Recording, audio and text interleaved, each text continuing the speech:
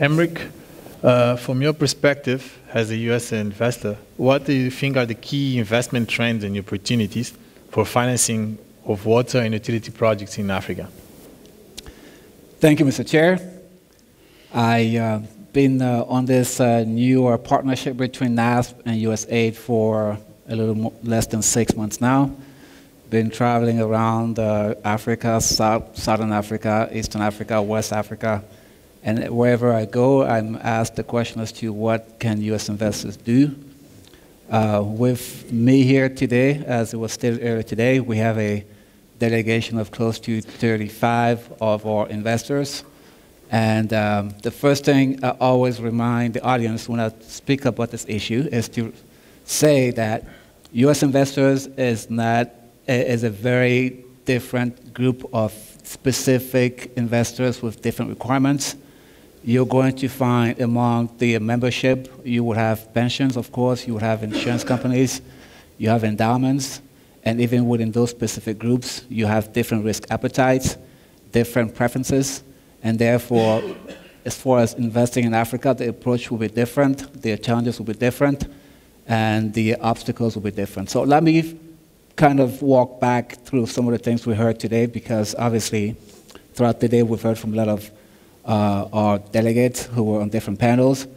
For example, from the Casey Family Foundation, we heard from Joseph Boateng talked about risk of execution, right? And the need for core investors and partners here on the ground who can really execute on the ground. So that's obviously a key challenge that is faced by U.S. investors.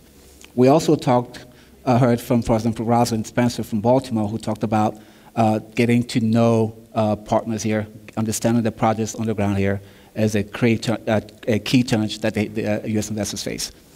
We heard from Henry Jones from Coppers, talked about the fact that even though they have 250 investment officers who are able to look at transactions, many other of our pension funds do not have the same capacity. So there's obviously a need to understand the transactions, and sometimes they're lacking that capacity to get that deep in the transactions.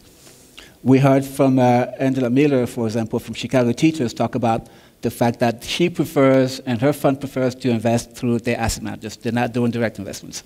You would hear from insurance, like Prudential, tell you the opposite, that they actually are only doing direct investments. So as I said before, it's a very different mix of investors. We like to use one word, U.S. investors, but it's really different challenges. Furthermore, it gets even more complicated. If you start looking at, do they do a local currency? Well, some will tell you that they can do some, as long as they can hedge it. Some will tell you that, okay, if it's a cash flow inflation index, then they feel comfortable about the fact that the risk can be, highly mitigated, but maybe they still would like to do some hedging. Others will tell you that they will not do any local currency at all. Then you get into the question of whether they do construction risk. Some will tell you that, they will not do construction risk at all. Some will tell you that they could do some certain construction risk, depending on the case-by-case basis. Then you get into the question of whether they can do infrastructure. Well, some are underfunded, so therefore they have a liquidity concern. Some do not have that concern. If you ask the same question to Canadian pension funds, they're overfunded, so infrastructure is perfect for them.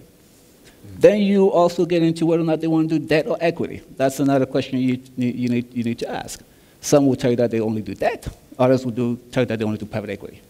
If it's debt, is it listed or is it not listed? Is it rated, or can they do non-rated debt? So these are the questions that we face as we are bringing investors here. We obviously are here to help them connect with the right partners, but also we're looking at transactions and we're looking at these details.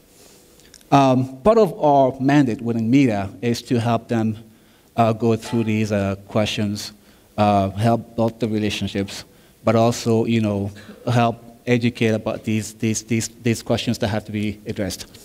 We've started doing that. We've been able, with the funding from USAID, we've hired consultants and experts who've been doing infrastructure finance for 30 years in emerging markets. So there's clearly a capacity that we are building internally.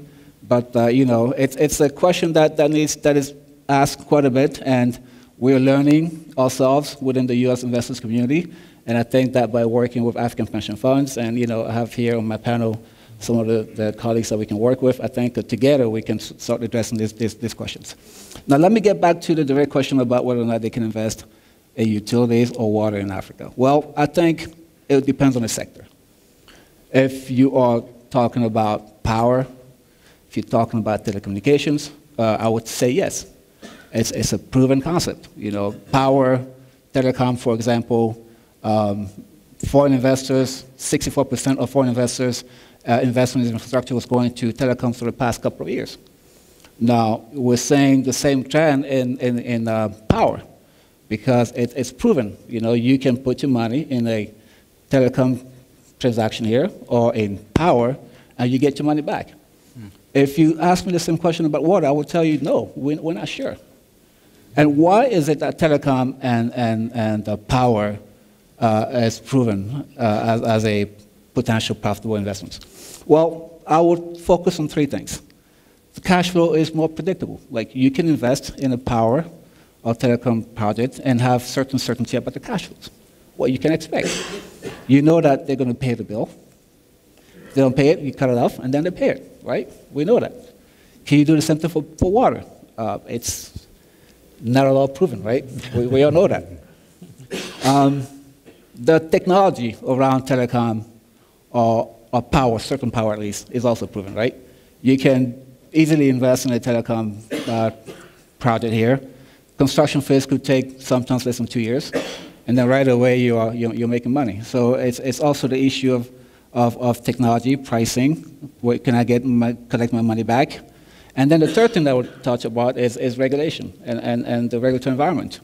In the other sectors, it took years. Like in telecom, it took years of governments getting the right regulations in place to ensure that private investors can come in and invest in that sector. We haven't seen that in water yet, right?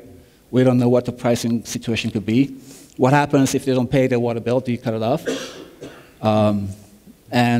What happens if the currency is depreciated by 50%? Do you increase the bill by 50%? Who takes that currency risk? Is it the government, the investor, or is it the consumer? How about if the consumer can't pay it? Who pays for the water bill? So these are all issues that will make water a lot more complicated.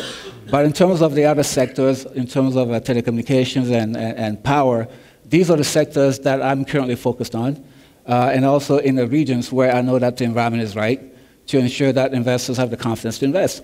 And to do that, we're working with the DFIs because they still have the tools in terms of risk mitigation that are still quite important for a lot of our investors that I'm helping to make the connections here and to ultimately invest in Africa. Thank you. Thank you. Doing business in Africa, you can't afford to be without Africa Investor.